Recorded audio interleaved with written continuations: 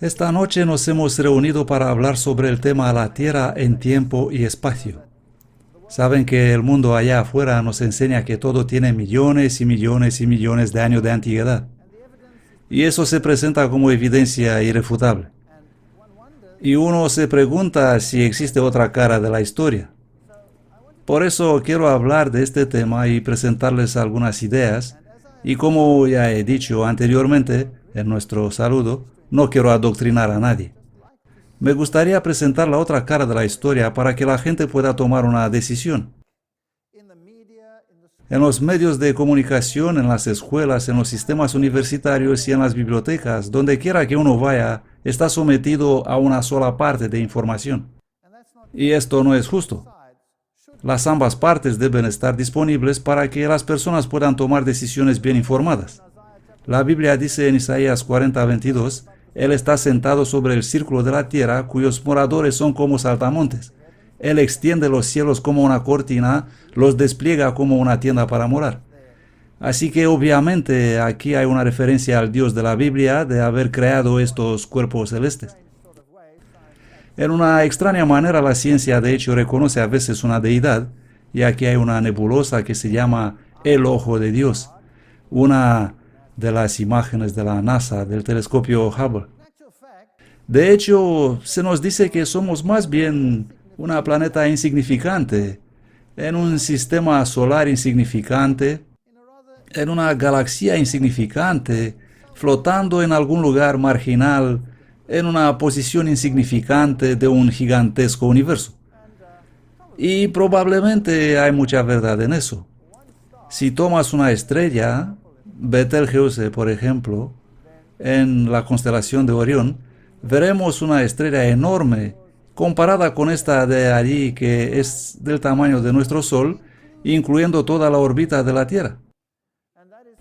Y ese es el tamaño de lo que sería incluso la órbita de Júpiter. Así que realmente es una estrella enorme en comparación con la nuestra. Así que nuestro planeta es en realidad un objeto muy pequeño. La literatura científica nos dirá cómo todo llegó a existir, cómo se formaron los planetas, cómo la Tierra fue formada de partículas de polvo que se coagularon. Y una de las teorías más proeminentes hoy es, por supuesto, la teoría del Big Bang. Esta teoría trata de dar una visión naturalista sobre el origen de las cosas. Y en contraste tenemos la idea de que Dios creó todas las cosas en algún momento en el pasado. Este es un estudio muy fascinante y me gustaría decir algo más sobre él. La idea es que en algún momento todo lo que vemos en el universo estaba concentrado en un punto en particular. Y luego en algún momento todo lo que había allí explotó y salió disparado en un vasto universo expandiéndose a una velocidad vertiginosa. Y vemos que este universo hoy está todavía en expansión.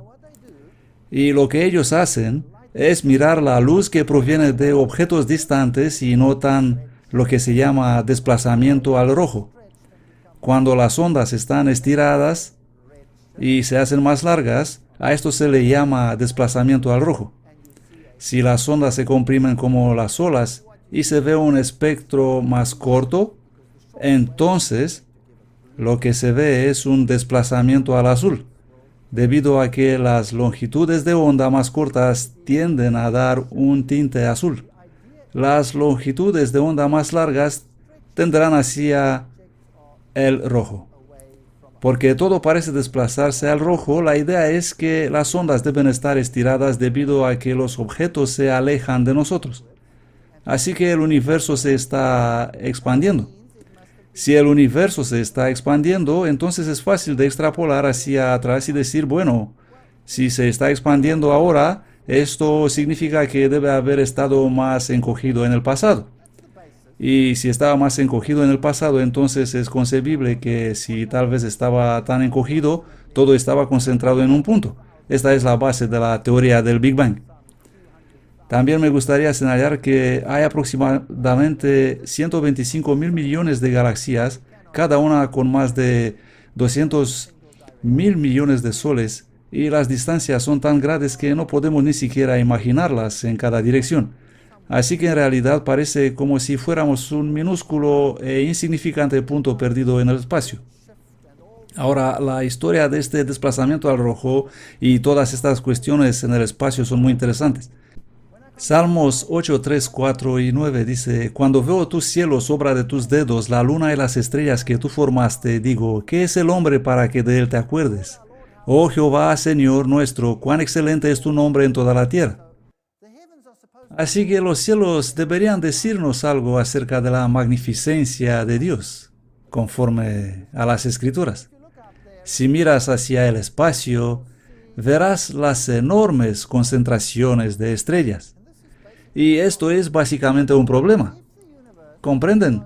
Si el universo en alguna etapa estaba contraído a un punto infinitesimal y luego explotó, ¡puf!, y se extendió en la inmensidad del espacio, entonces esperarías que esta materia se distribuyese uniformemente.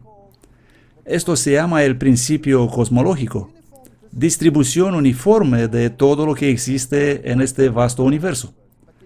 Pero no se ve así. En realidad lo que ves es una concentración de materia en cúmulos y grupos en diferentes lugares. También puedes ver galaxias espirales gigantescas y las supergalaxias agrupadas en espiral, una alrededor de otra, y no sería esto lo que se esperara. Tú esperarías una distribución uniforme de la materia.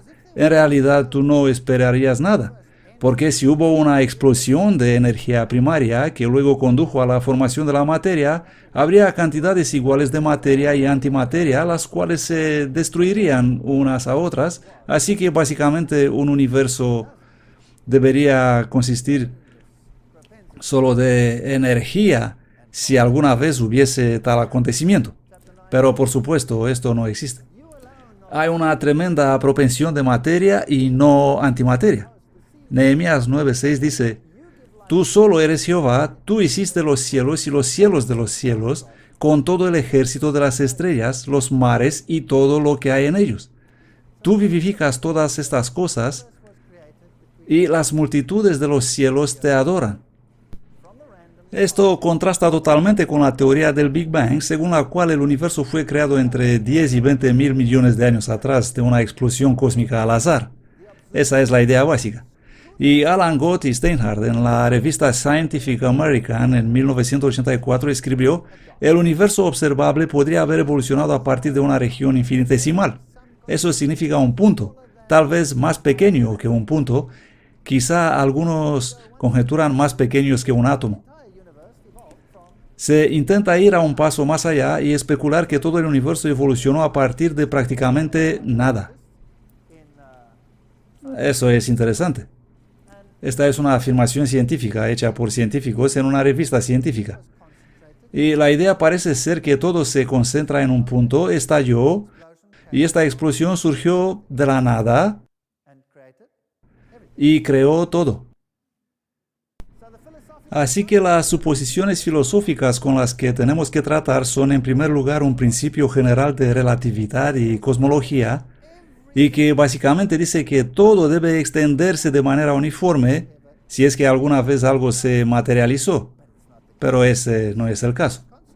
Podemos ver todo concentrado en grupos. Así que esto es problemático. Así como el profesor de astrofísica en la Universidad de Nottingham admite, estamos perdidos. Los fundamentos del modelo del Big Bang se desmoronaron. Nos hemos quedado sin ninguna explicación para el Big Bang o para la formación de galaxias o para la distribución de galaxias en el universo. Así que hay científicos que dicen: ¿por qué esta materia no se distribuye uniformemente? Luego hay otro problema. El Big Bang también viola la ley de conservación del momento angular. Permítame explicar eso. Todo está girando. Cuando nos fijamos a nuestro sistema solar, los planetas se mueven alrededor de las estrellas, las lunas se mueven alrededor de los planetas, todo se está moviendo en círculos. Si hubo una explosión en algún momento en el pasado de un centro, y esta explosión hizo ¡puf!, en todas las direcciones, entonces todo lo que se ha disparado a partir de ahí salió disparado en línea recta en todas las direcciones. Pero no es esto lo que vemos. Lo que vemos es el momento angular, no el momento lineal. Vemos que todo está girando y girando y girando. Así que ahora la pregunta es, ¿cómo es que están girando y girando en lugar de moverse en línea recta? La realidad del asunto es que todo está girando y girando y girando. Así que la idea que te viene en la mente es, bueno, hay solo una posibilidad que podría explicar por qué todo está girando y girando y girando.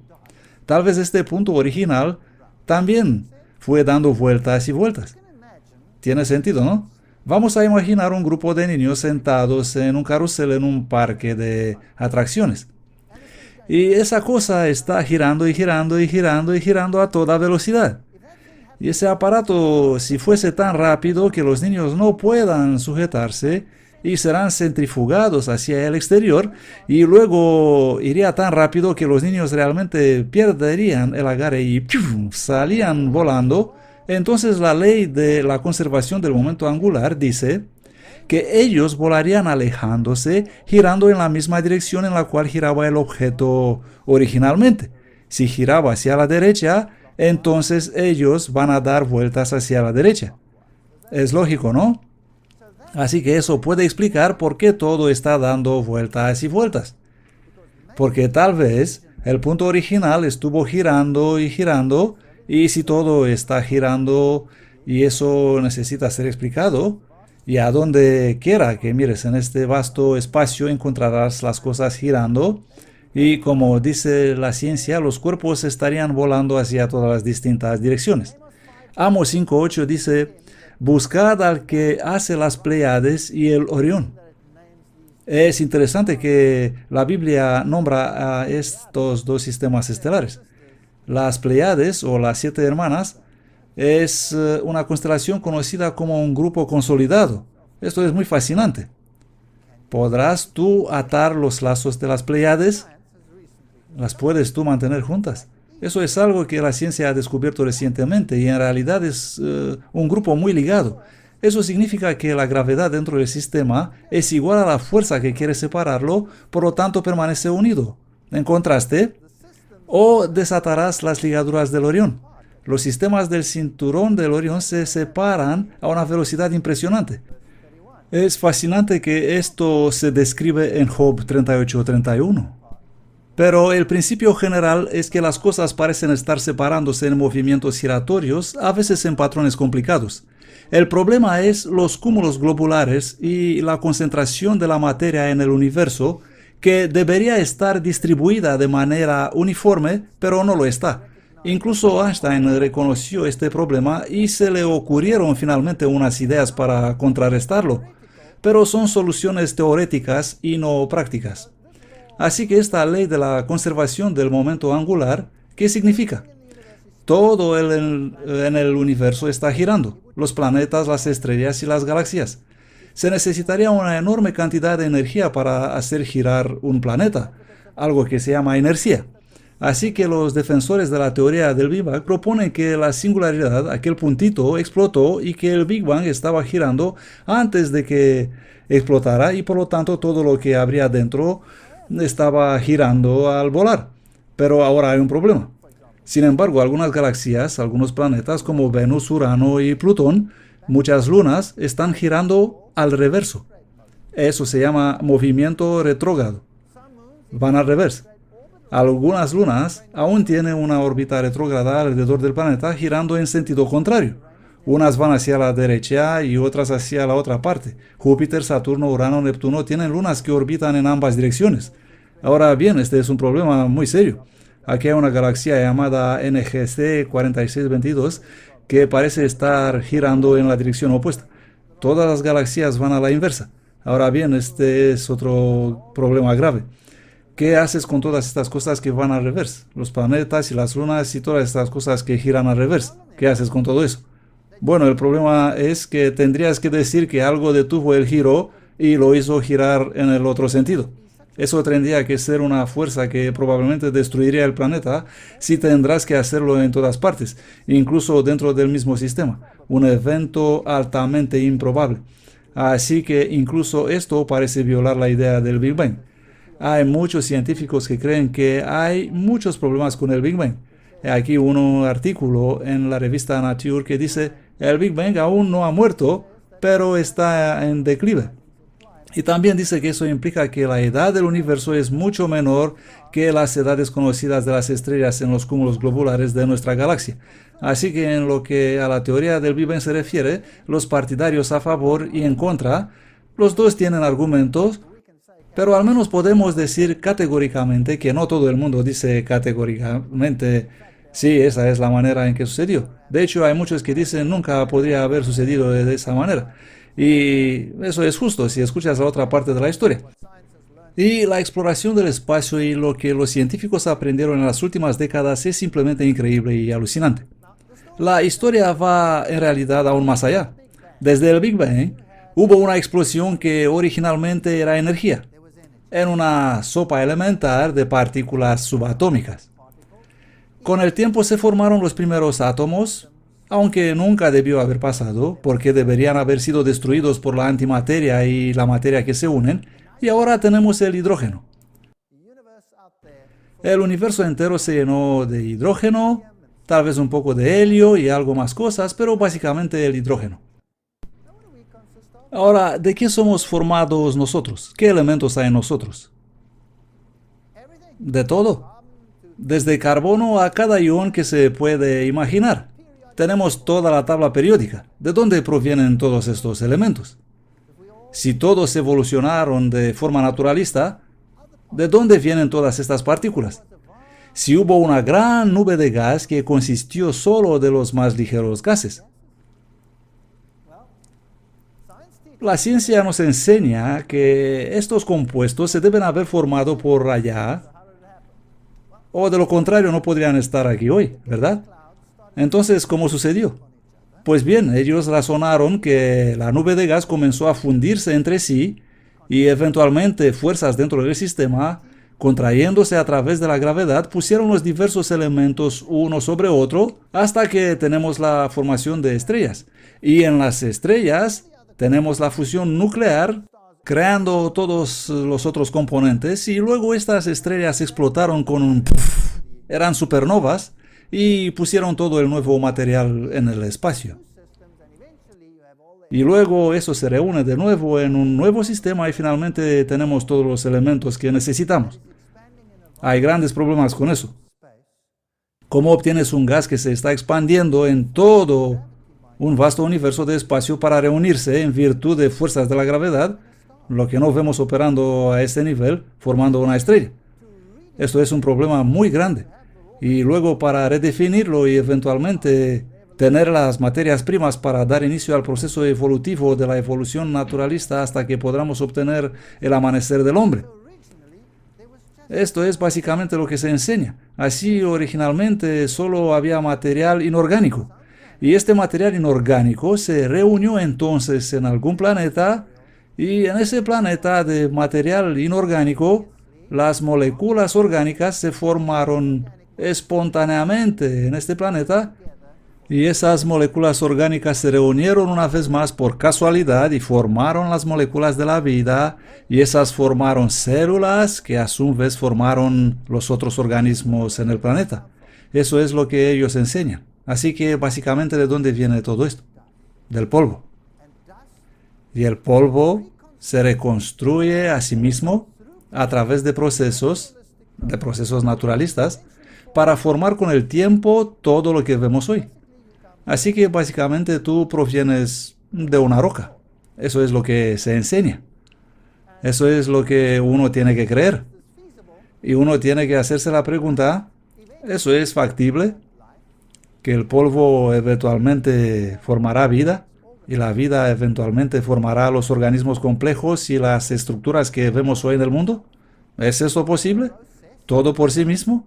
¿Impulsado por algún proceso que requiere la selección natural? Vamos a tratar todos estos temas. A continuación, la ciencia enseña que una vez que este proceso se había iniciado, entonces en nuestro propio planeta, a través de diversas edades, que se caracterizan en millones de años, la vida llegó a existir y la evolución de los macroorganismos, eso es todo lo que se desliza y se arrastra y hace cualquier cosa que hace, se llevó a cabo en los últimos 600 millones de años. Y hay una escala enorme de tiempo que se nos presenta y dice, ahí está, haced con ella lo que creéis conveniente. Y entonces se nos enseña que de ese temprano inicio de los macroorganismos, no estoy hablando del mundo prebiótico, el mundo puede ser dividido básicamente en eras, que la geología ha denominado como paleozoico, mesozoico y cenozoico, y que en este tiempo los organismos evolucionaron y que hoy realmente podemos ver el registro de esta evolución en las rocas. Esta es la ciencia de la paleontología. La ciencia de la geología trata de cómo se formó la materia en esta tierra, de cómo llegó a su posición actual y de cómo llegó a ser tan viejo y tan distribuido todo como lo es hoy. ¿Es esto cierto? ¿Tenemos tal registro paleontológico? La respuesta es sí. ¿Tenemos tal registro geológico? Bueno, la respuesta es sí y no, debido a que en ninguna parte del mundo tenemos un registro completo. Tenemos un fragmento aquí, tenemos un fragmento allá, así que básicamente lo que vemos a la izquierda es una teoría inventada por la ciencia. No se basa en una columna definida que podemos ir a ver en algún lugar del mundo. Así que esta noche quiero mirar a los supuestos básicos de la geología. Solo a los supuestos básicos. Mañana por la noche vamos a tratar con los organismos vivos. Vamos a ver cómo evolucionaron los organismos, cómo el mundo nos dice que llegaron a existir, y si esto está en consonancia con lo que vemos o si no es así. Estas son preguntas muy importantes para que las personas puedan tomar decisiones siendo informados. Primero vamos a echar un vistazo a algunas cuestiones de edad. La datación radiométrica. La datación radiométrica es una técnica que se utiliza para decirnos cuán antiguos son los objetos. Y en el fondo no es un sistema muy complejo y funciona muy bien y lo puedes hacer en un laboratorio. Hay maneras de determinar con exactitud las proporciones de ciertos isótopos entre sí. Y esta información se utiliza para decirnos qué edad tienen las cosas. Pero el problema es que tienes que hacer ciertas suposiciones. Y vamos a hacer un recorrido a través de ellos. La primera suposición que tienes que hacer es que la tasa de descomposición y la vida media se han mantenido constantes en el tiempo. Muy bien, principio básico. Tienes una roca específica. En esta roca tienes elementos que se descomponen por la descomposición radioactiva. Por ejemplo, los datos del plomo de uranio. Tienes uranio, tienes un cierto tiempo en el que se descompone hasta un cierto isótopo de plomo, y después de X millones de años, tienes la mitad de la cantidad de uranio que tenías antes. Y durante el mismo periodo de tiempo, otra vez tienes otra pérdida de la mitad del material, que llamamos vida media, y así puedes determinar mediante conocer la proporción de uno y del otro, en cuánto tiempo sucedió este proceso. Sin embargo, tendrás que saber que la tasa de descomposición y la vida media se han mantenido constante en el tiempo. Y hay pruebas de que ha sido y hay pruebas de que no ha sido. Así que las dos partes de la historia se pueden encontrar en la literatura científica. El segundo principio es uno muy simple. Si quiero saber cuán antiguo es algo, entonces tengo que estar seguro de que el reloj arrancó desde cero cuando el material se formó. Muy bien, esto es muy simple. ¿Cómo puedo saber la edad de alguno de ustedes? ¿Qué es lo que debo conocer si quiero saber qué edad tiene alguien? Tengo que saber cuándo nació, ¿no es así? Tengo que saber cuándo nació. Así que si tengo una fecha de nacimiento, bueno, entonces puedo resolverlo. Este individuo tiene X años de edad. ¿Qué edad tenías en el segundo que naciste? Cero. De hecho, alguien tiene un cronómetro y en el momento en que nace se registra y después de 5 minutos, papá sale con un niño en sus brazos para mostrar a los que miran y les dice, mi bebé tiene ¿cuántos años? 5 minutos de edad. Así que tengo que tener una fecha de nacimiento. Si quiero saber la edad de la roca, ¿cómo puedo saber cuándo nació? Bueno, si yo no estaba ahí para verla nacer, a veces puedes estar ahí. El material volcánico está saliendo de la tierra y puedes ver que ha nacido ahora, ¿comprenden? Pero las rocas que se supone que son antiguas, yo no estaba allí cuando nacieron. ¿Cómo puedo saber cuándo nacieron? Así que tengo que usar una suposición. Tengo que decir que cuando nació la roca, el reloj se puso en cero. Ahora el reloj se compone de un isótopo cambiando a otro. Así que debo suponer que cuando la roca nació, solo el isótopo padre estaba allí y no hubo ninguno de los isótopos hijas. Eso es poner a cero, ¿verdad? Ahora, ¿es este el caso o no es el caso? La respuesta es que la literatura abunda en casos donde vemos que no es el caso. Cuando, por ejemplo, la expulsión volcánica sale de la roca justo en estos momentos en Hawái o en Nueva Zelanda, y lo mides, lo envías al laboratorio para datación y puedes medir lo que sea, desde unos pocos millones de años a cientos de millones de años de antigüedad. Ahora, si este es el caso, entonces ¿está el reloj puesto a cero, sí o no? Obviamente no. Y si el reloj no está ajustado a cero, entonces ¿cuánta fe puedo tener en el sistema de datos? Este es otro problema. Se trata de un sistema cerrado. Claro que sí. Si voy a determinar las proporciones de uno a otro, debe ser un sistema cerrado. Imagínense que aquí enfrente tengo un temporizador, un reloj de arena, ya saben, como un reloj para hacer un nuevo. Imagínense que está puesto aquí delante de nosotros y le doy vuelta y toda la arena está en la parte superior y en la base tengo líneas que indican los minutos. Y después de un minuto la arena ha caído y ha llenado hasta la primera línea. Y sé que ha pasado un minuto. Después de otro minuto la segunda línea, después del tercer minuto la tercera línea, etc. Así es como funciona el reloj. Ahora, ¿qué pasa si hay un agujero en la base de mi reloj? Y según cae la arena, algo de ella se escapa por ahí. ¿Sería exacto mi reloj, sí o no? No, no sería preciso. Lo mismo pasa con la roca. Si estoy tratando con una roca y los elementos dentro de la roca de alguna manera pudieron escapar por un agujero en mi reloj, ¿podría yo utilizar esta arena de allí como un mecanismo de tiempo, sí o no? No. Pregunta. Por ejemplo, ¿se disuelve el plomo en agua ácida? ¿En la lluvia? ¿Sí o no? Por supuesto. Es por eso que tenemos contaminaciones de metales pesados en nuestros ríos y en nuestros lagos, ¿correcto? Así que si llueve y el agua cae sobre las rocas y las rocas son porosas y el agua pasa a través de ellas, ¿puedo lavar completamente algunos de los elementos? ¿Sí o no? Claro que sí. Quiero decir, así es como funcionan las montañas. Absorben el agua y forman grandes depósitos de agua porque la guardan como una esponja. Así que aquí están los mecanismos para tomar el isótopo. Así que prácticamente no puedo garantizar que la descomposición ha sido la misma. No puedo garantizar que el reloj fue puesto a cero cuando se formó el material, porque no se pone a cero ni siquiera hoy, y no estoy tratando con un sistema cerrado. Así que, ¿cómo es de exacto mi reloj? Francamente, mi reloj es inútil.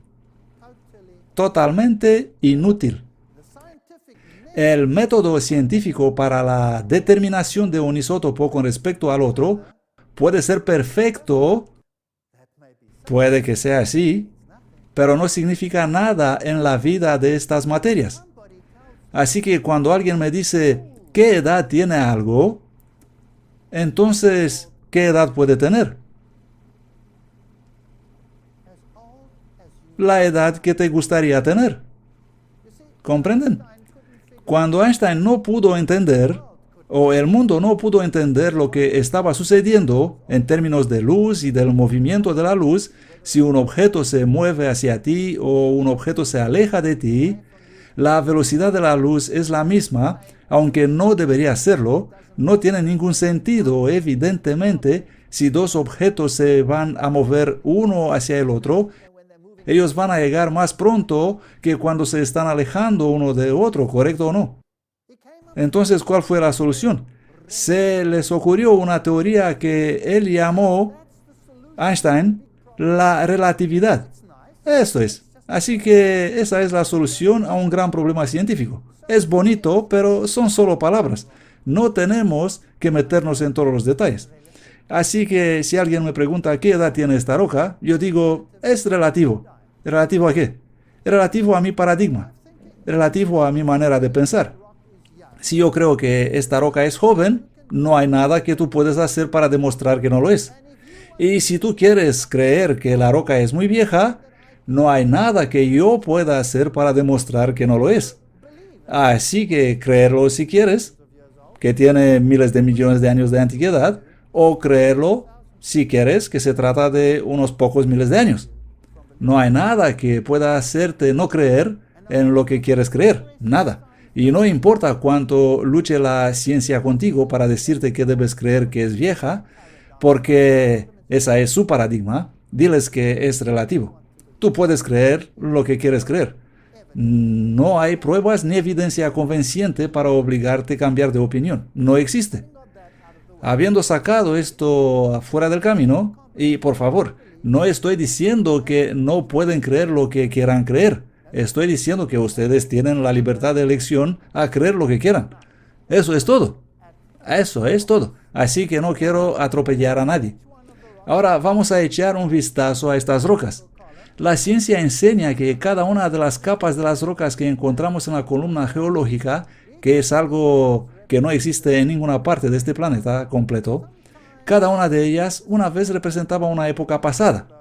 En algún momento del pasado distante, cuando cada una de ellas estaba en la superficie de la Tierra y la vida se desarrollaba en cada una de esas capas, muy parecido a cómo se desarrolla en la actualidad.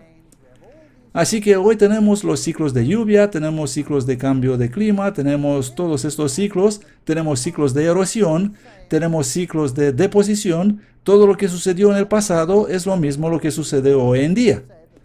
Así que obviamente es lógico decir que las capas inferiores fueron las que estaban ahí en el primer lugar. Luego llegó la siguiente era, después la próxima era, luego la próxima era y después la próxima era. O podríamos decir que esta es la capa del material y luego otra capa del material y otra capa del material y luego otra capa de material. ¿Ven la diferencia? No era muy grande, excepto que... ¿Qué? Excepto que la ciencia le atribuye gran cantidad de tiempo a cada capa. ¿Comprenden? Así que la ciencia dice que cada capa representa un enorme bloque de tiempo.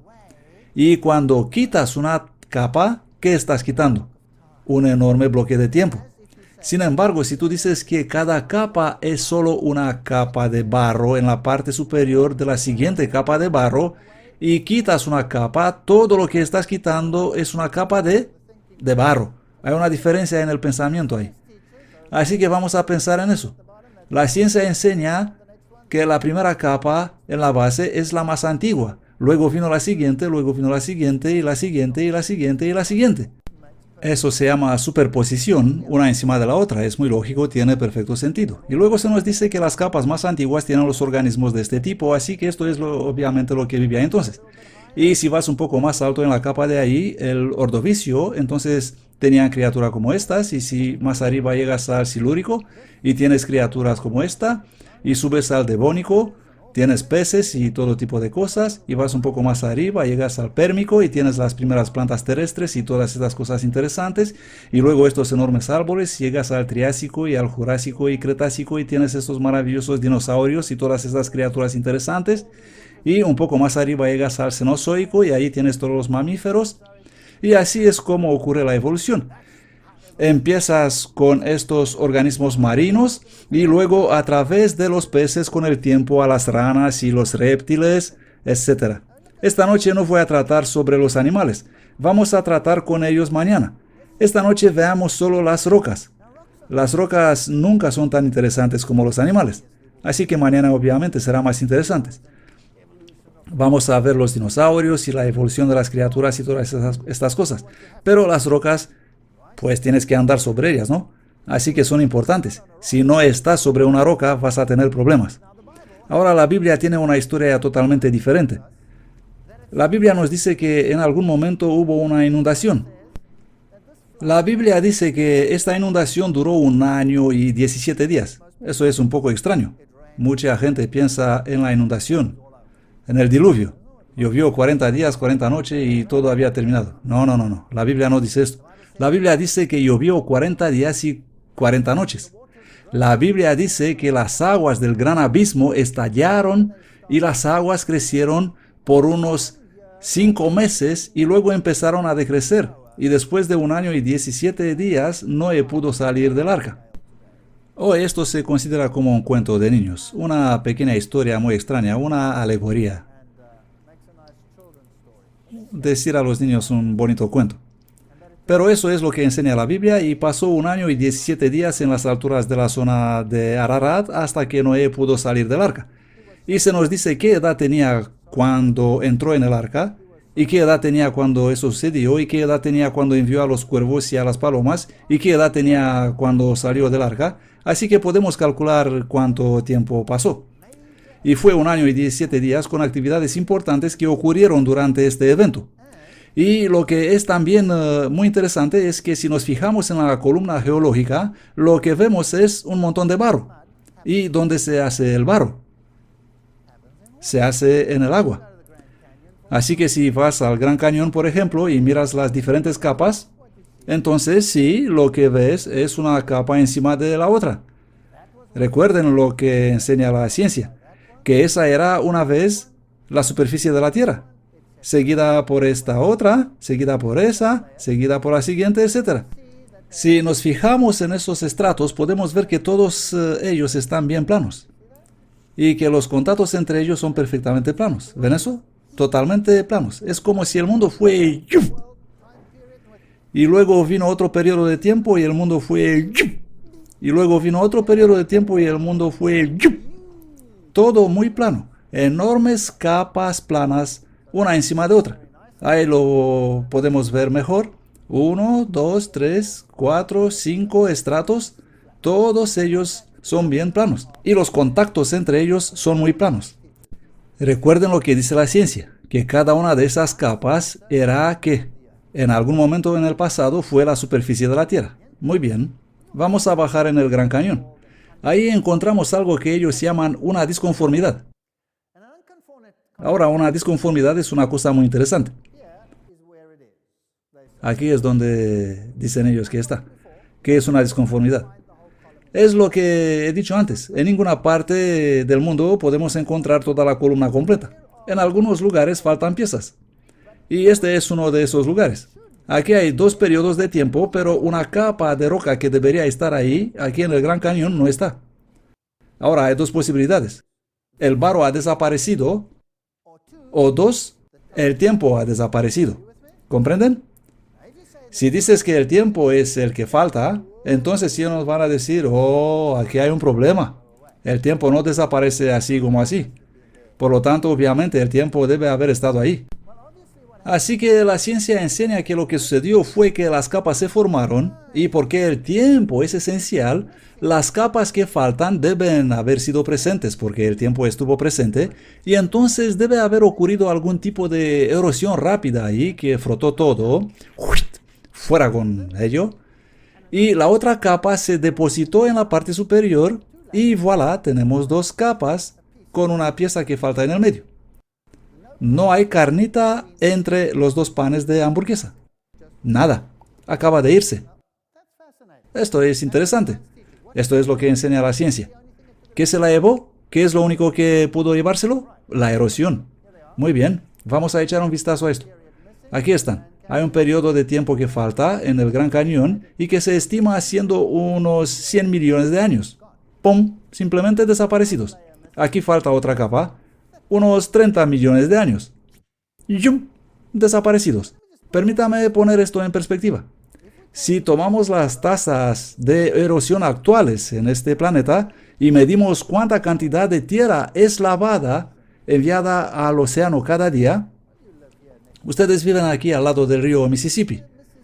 ¿Es el Mississippi claro como el cristal? ¿Sí o no? No. ¿Por qué no? Porque obviamente está llevando material hacia el mar, ¿verdad? Eso es lo que se erosiona y termina en el océano. Así es como termina la erosión. Lo mismo debe haber ocurrido aquí. Debe haber existido un periodo de erosión, dicen ellos, y eso se llevó la capa. Ahora, ¿cuánto pudo haber sido llevado en 100 millones de años?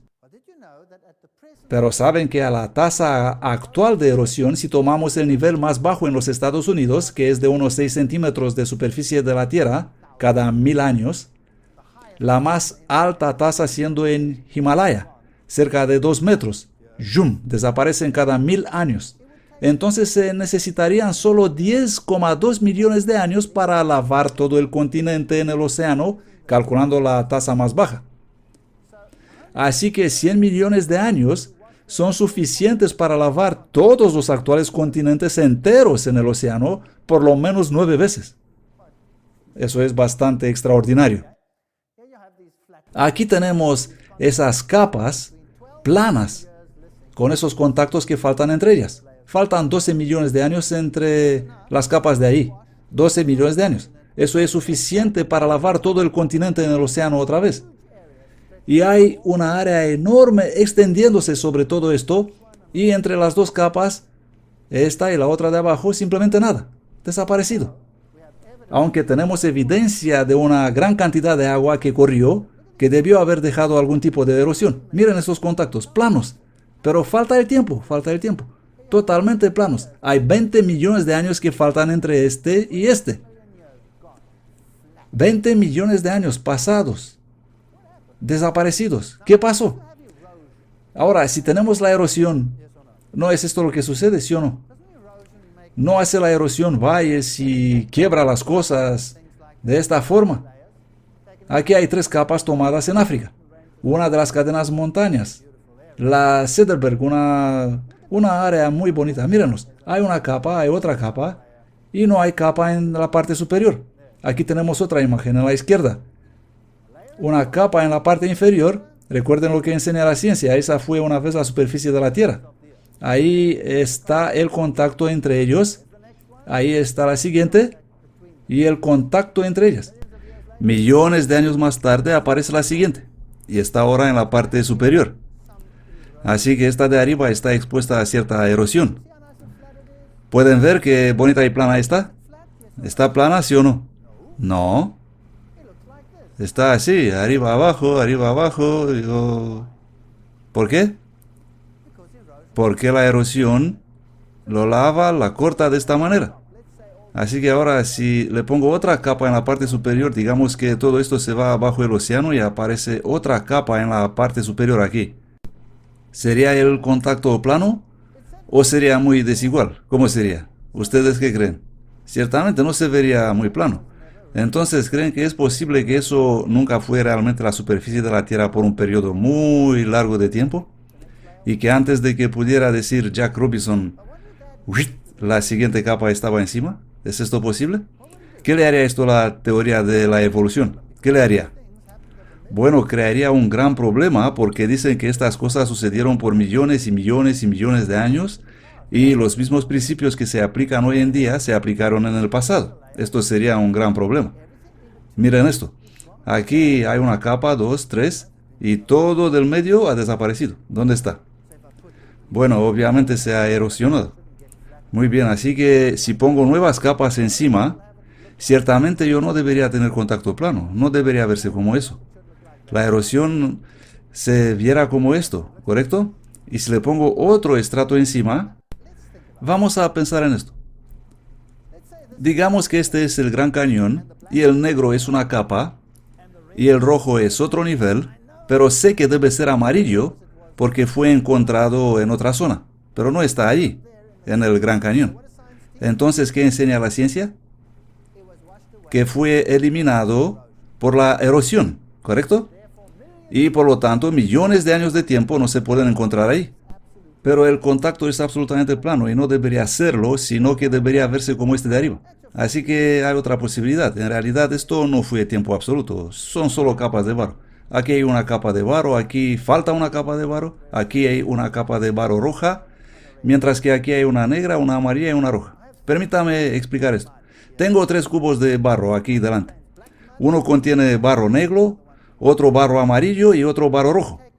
Ahora cojo ese enorme cubo con barro negro y lo lanzo y se derrama por toda esta sala.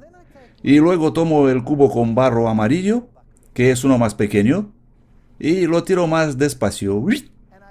Y el barro solo se extiende aquí delante. Y luego tomo el otro gran cubo con barro rojo y los voy arrojando. Y se extiende por toda la sala. Ahora aquí delante, cuando se seca, voy a cortarlo. ¿Cuántas capas habrá? 3. Y si corto en la parte de atrás, ¿cuántas capas habrá? 2. Así que allí, atrás obviamente lo que pasó es que los millones de años de erosión eliminaron la capa, ¿verdad? ¿No?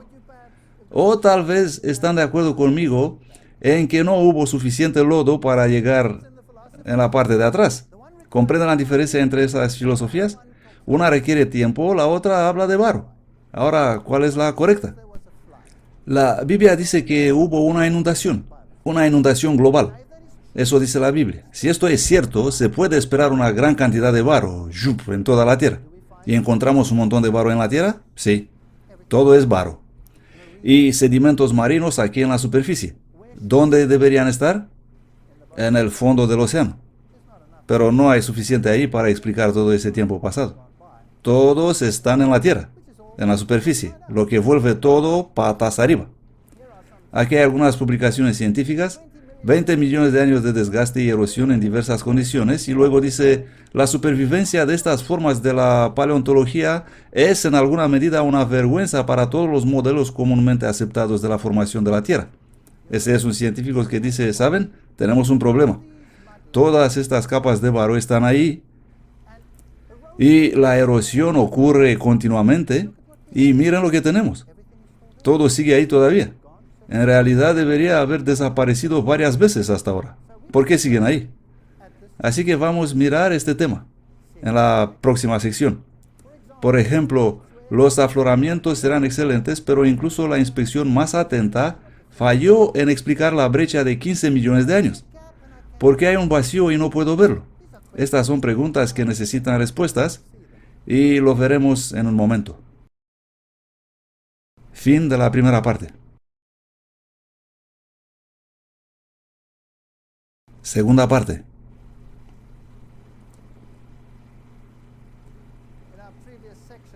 En la primera sesión hemos hablado de esos increíbles niveles planos y la ausencia de entre las rocas. Y ahora veremos cómo se formaron.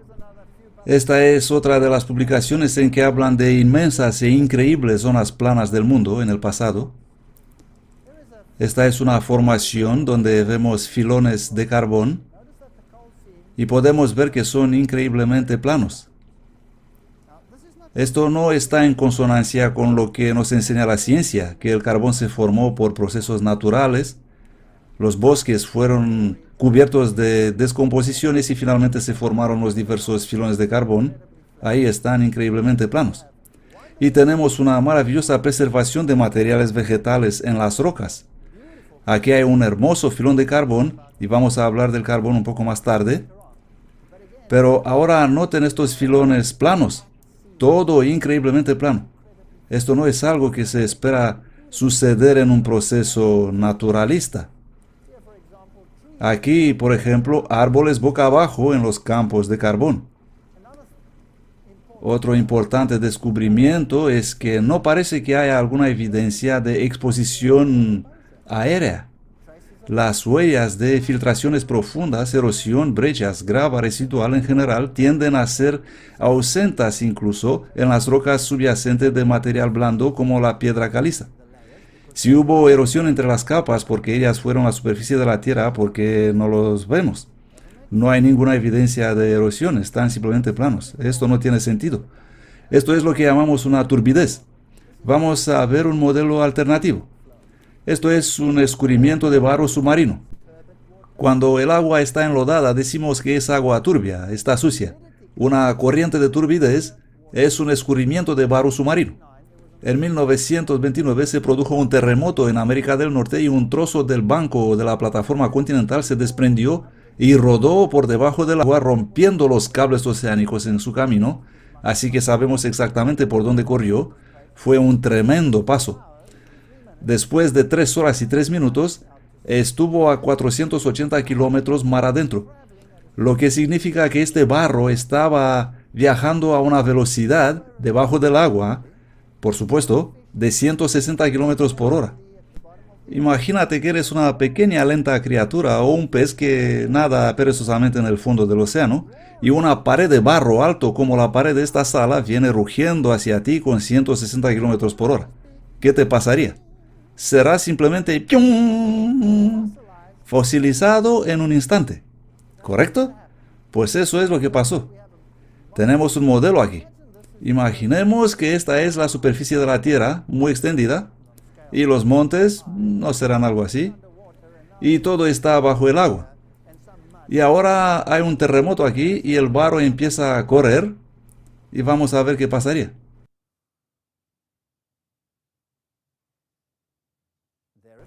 Ya viene, fluye hacia acá, sube por las montañas, se cae en los valles, por las encima otra vez, luego se asienta y miren lo que hace. Llena las valles mientras forma una capa sobre la colina. Y este es barro blando, lodo suave. Ahora vamos a poner otra capa encima de esta, mientras esta está aún blanda. No vamos a esperar millones de años para transformarse en piedra, ¿bien? Lo vamos a hacer justamente ahora, mientras es lodo suave. Tendremos otro terremoto en otro lugar con un barro de color diferente. ¡Boom! Allá va. Oleaje, remolinos, ¿los ven? Baja la colina, sube en el otro lado y hace lo mismo. ¿Creen que es posible llevar algo del barro sentado en el valle y subirlo en la colina? ¿Será posible? Sí, con la velocidad con que viene, sí. Allá va otra ola. Coge algo del barro sentado y lo pone en la cima y luego se asienta. Y no vamos a esperar millones de años. Solo lo dejamos asentarse y luego ponemos otra capa encima. Noten cómo los valles se llenan cada vez más. Por cierto, así es como se ve la base de la columna geológica, entre el Cámbrico y Precámbrico. Así se presenta. Otra capa.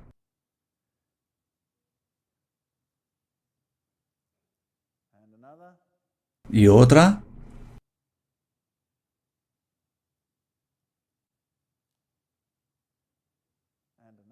Y otra.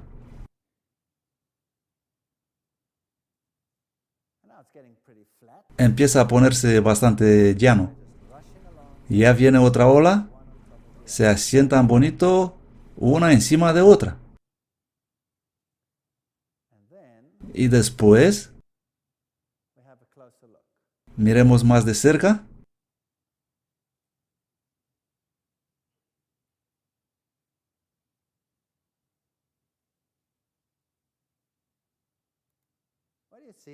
¿Qué ven aquí? Pueden ver una capa encima de la otra. ¿Y cuál es el contexto? ¿Cuál es el contexto? Llano. Y especialmente en la cima. Todo está ya llano, plano. Y pueden ver que de vez en cuando hay mezcla del barro del valle con el de la cima. Y si vamos más cerca, noten que observamos. Si miramos con atención, vemos que en esta capa, desde aquí hasta allí, el material más grueso, el más pesado, está en la parte inferior. ¿Por qué? porque es más pesado y se pone abajo. El material más fino se encuentra en la parte superior porque es más ligero y tarda más en asentarse. Así que se asientan gradualmente desde el pesado al fino, y esto sucede en el agua. Si esta capa tuvo que formarse a través de millones de años con lluvia y luego sequía y luego otra vez la lluvia y luego sequía y todas estas cosas sucediendo, se amontonará todo mezclado o sería ordenado del más pesado al más ligero. Se amontonaría todo. Pero si está ordenado gradualmente de grueso al fino, de la base a la cima, ¿qué significa eso? Que esta capa se formó, ¿cómo? ¡Boom! Catastróficamente. Bien, por lo tanto, si vamos a la naturaleza y los miramos, aquí estamos en los Alpes suizos, cientos de estas capas, una encima de otra, una encima de otra. Aquí tenemos algunas en Texas que fueron levantadas, y cuando conduces en muchas áreas de tu país puedes ver bellos ejemplos. Estuvieron, por supuesto, primero planas y luego levantadas más tarde. ¿Cómo sabemos esto? Porque son asentadas de grueso al fino. Y aquí tenemos enormes, grandes muestras de una tremenda actividad.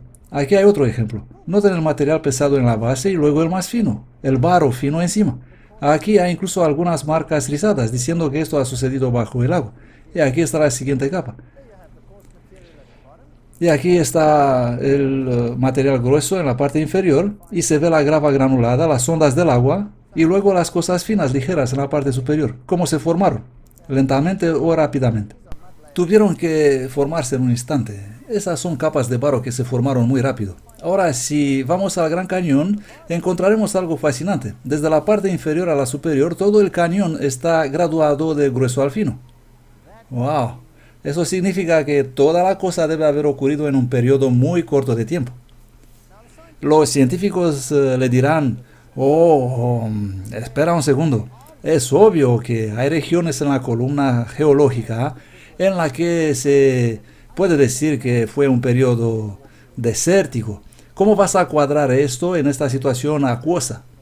Y ellos citarán zonas como esta, en el Parque Nacional Sion, por ejemplo, esta capa que según sostienen ellos fue un periodo de desierto. Y esta de aquí es una duna del desierto.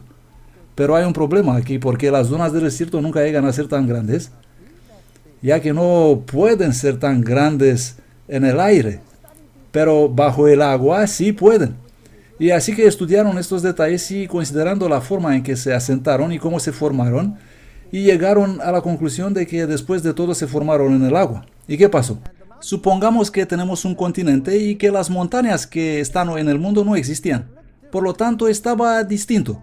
Había grandes mares interiores y una cuenca oceánica, y entonces ocurrió algo y todo el continente fue empujado bajo el mar. Esto significa que el mar corrió en la tierra y todos los sedimentos del mar serían traídos en la tierra. Y luego tenemos los sedimentos del océano mezclados con los sedimentos de agua fresca aquí en la tierra. Y entonces haces al reverso. Levantas los continentes otra vez, se pliegan, se forman las cadenas montañosas, se forman las nuevas cuencas oceánicas. Y el sedimento que estaba en el océano está ahora sobre la tierra y lo puedes ver en las cadenas montañosas y en todas partes. Y así es como se presenta hoy en el mundo. El sedimento está en la tierra en lugar de estar en el océano. ¿Dónde debería estar eso si el océano ha sido presente por centenares de millones de años? ¿Dónde debería estar el sedimento? En el fondo del océano. Pero no está ahí, está en la tierra. Algo muy extraño. Miremos a estos estratos. Aquí hay dos capas en el Gran Cañón. Uno es llamado piedra arsénica de Coconino y el otro es llamado el esquisto eremítico. Tienen dos colores diferentes y pueden ver algunas estructuras interesantes. Aquí hay una, le decimos la llama. Aquí está un estrato, ahí otro, y aquí hay una mezcla obvia. Pueden ver que está aquí. Es como si fuera absorbido en la capa superior, se ve bien, ¿no? Así es que algo viene deprisa y ¡blum!, lo coge y lo pone, lo levanta y lo mezcla. Y ahora, si esta capa de acá de abajo tenía millones de años más que este estrato, ¿habría ocurrido eso? ¿Sí o no? Nunca. Esta es una pesadilla geológica. Porque esto no puede ser explicado aparte de por catastrofismo acuático. Y podría oprimir una capa superior o la de abajo aplastándola sin romperla. Así, si la capa de abajo no fuera suave, imposible. ¿Podría plegar cadenas montañosas como este o como este? ¿Podría tomar las capas y simplemente envolverlas así, blum, como un montón de capas, una sobre otra, o como una rosquilla? ¿Podría darle la vuelta simplemente, blum? No, a menos que estos estratos fueran suaves. La ciencia dice que cada estrato fue la superficie de la Tierra, que cada estrato significa millones de años y fueron convertidos en roca. ¿Y cómo fue a doblar yo eso sin romperlo en millones de pedazos? Imposible, a menos que esos estratos fueron suaves. Entonces, ¿cómo soluciona la ciencia este problema? Dicen, pues lo que debió haber sucedido es que las capas eran rocas, pero luego hubo un tiempo de depresión continental y bajaron en el calor de la Tierra y ahí se volvieron blandas y después fueron levantadas y plegadas. Hola, aquí hay un problema. Entonces deberían existir pruebas de ese calor en la roca, pero la mayor parte de esas rocas son sedimentos. Ninguna prueba de calor, ningún volcanismo, simplemente agua, barro y fósiles. Nada de calor. Y todas ellas están plegadas como esas. Así que estas capas debieron haber sido suaves. Aquí hay otro caso interesante. Este es un dedo pegado a otro estrato de barro. Obviamente este dedo es duro y este estrato de barro es suave y como se ve erosionado. Y ahí está este dedo. ¡Ping! ¿Qué está haciendo ahí? ¿De dónde vino? Así que si miramos las capas, esto está en Kadashtrom Basin, y también aquí en los Estados Unidos, son capas diferentes. Y en la base, de cierta forma, estas columnas atravesaron los otros estratos y luego se solidificaron. Así esta columna salió a través de esta capa y a través de la otra y en la siguiente, y ahí está. Y esta a través de las otras y ahí está. Luego ocurre la erosión, elimina la capa suave y ahí se queda el dedo. ¡Ping! Esto es muy intrigante. Imagínense que tenemos dos capas de vidrio plano. Imaginemos las dos capas y tenemos un tubo de pasta de dientes. Tomamos el tubo de pasta de dientes, vamos al vidrio y lo colocamos entre las dos capas de vidrio y apretamos. ¿Qué ocurrirá con la pasta de dientes? Saldrá ¡flum! Y si miramos desde la parte superior veremos un grande parche plano, ¿correcto? Porque saben que la pasta de dentífrica no puede pasar a través del vidrio porque es sólido. Igual pasa con estas láminas de roca. Si digo que la capa de abajo es blanda y voy y la aprieto, ¡pum!, sale hacia arriba. ¿Cómo puede pasar a través de los otros estratos si esos son roca sólida? ¿Qué debería hacer el barro? Debería extenderse en horizontal, pero no está así. Este salió recto para arriba. Esto nos dice que cuando esto ocurrió las capas fueron todas suaves. Estaban abajo y hubo un terremoto que puso presión sobre las capas y todas ellas se dispararon y formaron las columnas que finalmente se quedaron como las vemos. Así se puede formar solo si son todas suaves. Ahí están así como deberían estar. Si miramos aquí en el Gran Cañón, esta es otra zona interesante. En el Gran Cañón pasa por un área elevada y ahí está el cañón. Pero los ríos no fluyen por encima de las colinas, los ríos fluyen aquí abajo en el valle. Pero es que aquí pasó por la cima. ¿Cómo ocurrió eso? ¿Cómo pudo pasar que un río estuvo allí encima del monte? Esto no es posible. Así que algo debió haber ocurrido para formar un rasgón y el agua pudo haber pasado y las capas que tenemos aquí indican una gran inundación catastrófica. Así que mirando al Gran Cañón, ¿qué eliminó eso? ¿Ese pequeño río fluyendo sobre la colina? No. Todos estos estratos que estamos viendo debieron haber sido depositados rápidamente. Esta enorme cantidad de material, ¿qué pasó con ella? Fue arrastrada por la corriente, rápido o lento. El Gran Cañón Sion. Miren esto. ¿Alguien estuvo alguna vez en el Gran Cañón? Es genial estar ahí, es magnífico. Caminas por el cañón. Hay que tener cuidado que no venga la inundación, por supuesto. Y al final puedes tocar los dos lados si subes en el cañón. Es magnífico, deberían ir ahí de visita. Y miras a esos cañones y piensas, ¿qué pasó aquí? Aquí estamos en África. Esto fue cuando se formó el nuevo estado de Namibia. Y estamos allá arriba en una región del cañón del Río del Pez. Hermosa erosión presente, marcas de ondas acuáticas otra vez, características acuáticas en todas partes. Y ahí está este cañón, un bonito cañón en forma de V. No es tan impresionante como el Gran Cañón, pero ya saben que no todos son iguales. Y este es el Orange River Canyon. Aquí está el río formando esta enorme cascada y desemboca en este hermoso cañón. Pueden ver que el cañón tiene forma de V. Un cañón en forma de V. Así que hemos visto el cañón del Río del Pez, que está en forma de V, y este cañón que está en forma de V. Los otros cañones en el mundo están en forma de V. Hay que ser muy precavido cuando vas por aquí porque esta cosa que se arrastra es extremadamente peligrosa. Es una cobra amarilla. Miren esto. Este es un remolino de agua. Aquí hay otro. Por lo tanto, aquí hubo algo que eliminó eso cuando era barro suave. O pudo haber ocurrido otra cosa. La ciencia nos dirá, no, lo que sucedió aquí fue una corriente de agua y hubo una piedra dando vueltas y girando y cavó e hizo un hueco. Así que resultó un bonito hueco redondo donde puedes sentarte como este. Algunos son como este, muy arriba en las montañas. ¿Estaba la corriente de agua allá arriba, donde hay estos huecos redondos? ¿O es esta la prueba de una inundación reciente? Aquí está el río Colorado. Aquí se puede ver el cuello de ganso. Se ve que está en forma de V otra vez. Ahí se puede ver muy bonito la forma de V. Y los científicos publicaron en la revista de ciencias un artículo donde dijeron, tenemos un problema. Porque si está en forma de V, entonces el evento tuvo que ser rápido. No pudo haber sido lento porque si es lento, erosiona y deposita. Por lo tanto, todos estos cañones debieron haberse formado instantáneamente, rápidamente. Ese fue rápido y ese lento. Pues, ¿qué lo erosionó? ¿Qué pasó? Este es otro cañón que se formó instantáneamente en un arroyo. Y pueden ver que está también en forma de V. Es reciente y fue erosionado por el agua en los tiempos modernos. Este es el Bryce Canyon. ¿Quién ha estado en el Bryce Canyon? ¡Wow! Deben ir allá. Es un lugar hermoso. Así que subimos en esta región montañosa y vemos esta hermosa zona erosionada. Noten este enorme vacío. Este es un ser humano para comparación de escala. Es fascinante ver lo que sucedió ahí. Todo de por medio simplemente ha desaparecido. Todo entre ellos. La erosión lo ha eliminado todo, dejando estos magníficos monumentos de una actividad acuática.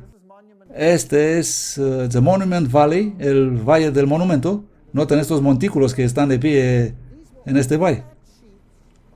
Estas fueron todas capas planas, una encima de otra. ¿Y qué ha eliminado todo entre ellas?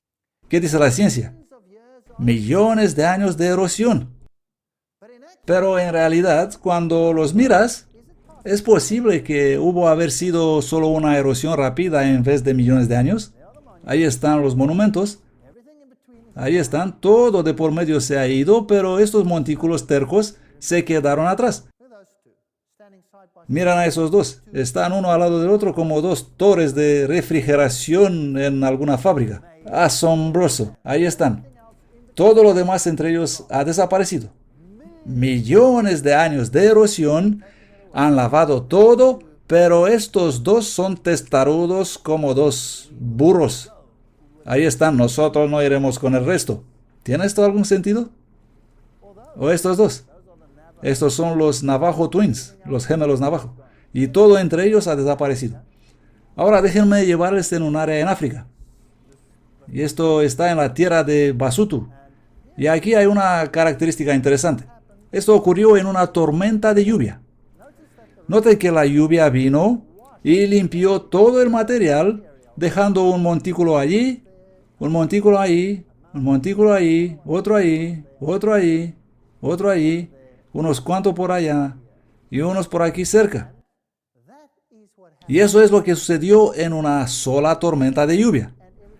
Ahora, ¿por qué estos están todavía ahí, los montículos, y todo lo demás se ha ido?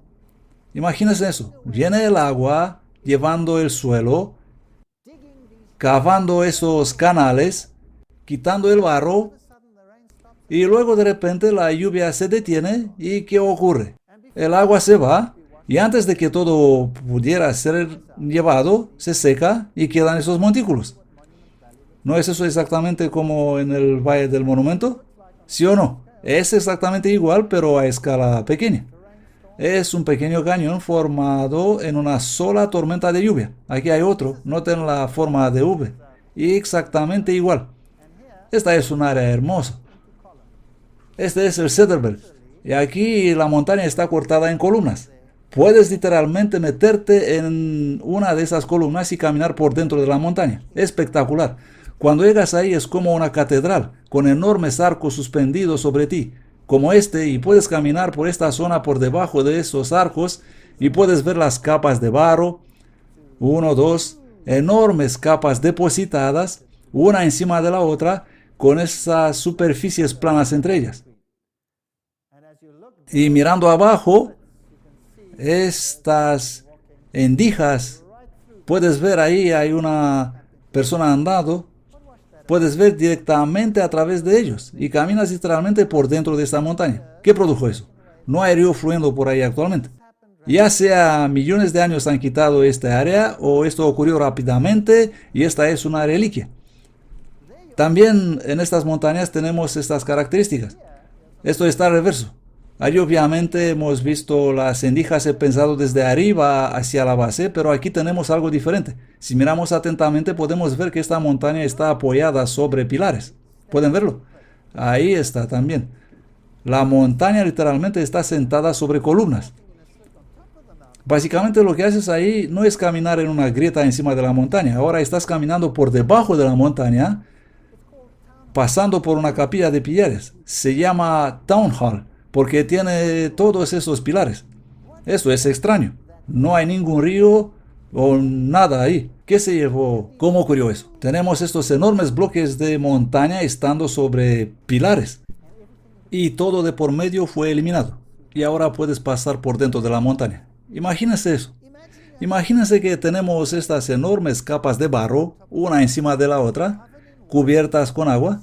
Y de repente esta agua se escurre porque se forma la cuenca del océano y el continente se levanta y esta enorme extensión de agua cava canales y según baja el nivel del océano, el nivel del agua ¿qué hace? Baja dramáticamente. Así es que los montículos de barro se alzan encima del nivel del agua según la línea de flotación disminuye rápidamente y las corrientes de agua fluyen rápidamente hacia abajo, tan rápidamente que comienzan a hacer que a estos montículos erosionarlos, cavar canales entre ellos y por debajo de ellos, cavar canales por todas partes a través de ellos y resultan todos estos pilares y esos enormes bloques de barro estando sobre ellos y luego antes de que todo sea lavado por el agua y todo colapse, ¿qué sucede? El agua se ha ido y luego se seca y tenemos una montaña entera estando sobre pilares. Así que si miramos por el borde, por donde esta agua ha fluido, vemos enormes bloques de roca estando como esta. Pero noten esto, la erosión está en la base por aquí. No hay río fluyendo aquí. La erosión está en la base. Es como si algo lavó las márgenes y lavó por aquí con niveles de agua bajos corriendo por aquí, lavando por la base, por la parte inferior, y lo habría llevado completo. Pero entonces, ¿qué sucedió? El agua se acabó y este se quedó así. Y así es como podemos explicar las formaciones como esta. Cuando tenemos estas reliquias y todo entre ellas desaparecido. Así es como podemos explicar las estructuras asombrosas de rocas que encontramos en Zimbabue, por ejemplo.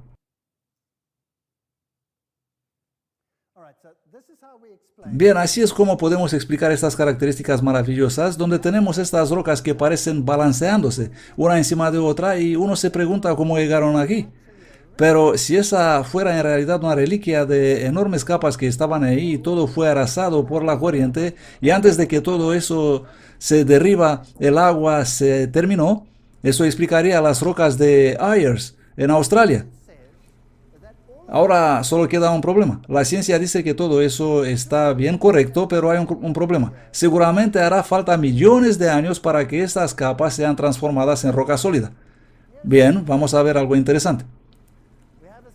Tenemos aquí una cazuela de cerámica y una botella encajonada en piedra sólida que viene del buque de Su Majestad Birkenhead, que se hundió en el Danger Point, el punto peligroso, en 1852. Así que básicamente tenemos dos elecciones. O esta botella tiene millones de años de edad, o esta roca no tiene millones de años de edad. Pero sabemos qué edad tiene la botella, así que sabemos que debió haberse formado rápidamente. Aquí hay una campana, la campana de un barco, encajonada en roca sólida. Así que tenemos otra vez dos alternativas. Creer que la campana tiene millones de años de edad o que esa roca no tiene millones de años de edad. Estalactitas y estalagmitas. ¿Quién ha estado en una caverna grande en algún lado del país? ¿Qué les van a contar? ¿Cuántos años tienen estas estalactitas y estalagmitas? Les dirán que tienen millones de años de edad. ¿Es esto correcto? Bien, pues aquí tenemos algunas estalactitas que se formaron cuando el agua fue bombeada en esta área y crecieron delante de sus ojos, porque el agua era muy rica en carbonato de calcio y así resultó eso.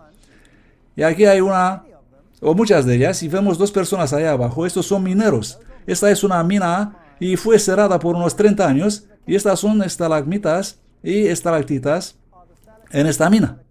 Pero tenemos que asumir que esta mina tiene millones de años de edad, o que estas estalactitas y estalagmitas no tardaron tanto tiempo en formarse. ¿Cuál de ellos va a ser? Sabemos que esta es una mina y esto se formó en 30 años, y eso es lo que vemos hoy.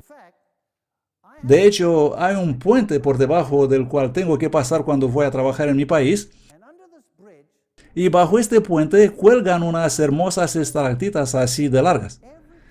Cada vez que paso por debajo de este puente me maravillo. ¡Wow! ¿Quién construyó este puente por aquí hace millones de años? Así es que una imagen realmente transmite 1000 palabras. Queda una última esperanza, y esa es las piedras preciosas. Seguramente tardan mucho tiempo en formarse. Esta es malaquita. La malaquita es una piedra semipreciosa que encontramos en África. Es una piedra ritual. Es usada por los hechiceros y tiene connotaciones mágicas para ellos. Es una piedra verde hermosa y se forma en Zaire, el antiguo Congo, y hay minas ahí donde estas piedras son excavadas. Se forman como columnas, como esto, y son básicamente como las estalactitas y las estalagmitas, y se forman cuando los elementos adecuados están en la roca. Son muy caras, y aquí hay una pieza que fue enviada a los Estados Unidos desde África, y en el transporte se rompió. Una pieza como esta tiene unos 12 centímetros, no es muy grande. Una piedra como esta costará alrededor de $26,000 americanos. Estas son cosas caras. Así que cuando se rompió, la devolvieron. Y ahora la tenía el distribuidor y me llamó y dijo, ven aquí que tengo un desastre. Ven y mira eso. Así que me fui y ahí había un alambre. ¿Lo pueden ver? Saliendo de la roca. Y le dije al distribuidor, oye, tenemos un alambre aquí dentro. Eso es muy extraño. ¿Te importaría si tomo tu roca de $26,000 y la rompo? Él literalmente se echó a llorar, literalmente. Eso es mucho dinero, ya saben. Pero la tomamos y lo hemos roto. ¿Y adivinen qué? ¿Qué ven ahí dentro? Bien, déjenme ir un poco más cerca. ¿Qué se ve ahí? Es otro alambre. Y si miras el material, es malaquita. No hay truco aquí. Esta es una malaquita perfecta. Así que ahora tenemos una opción.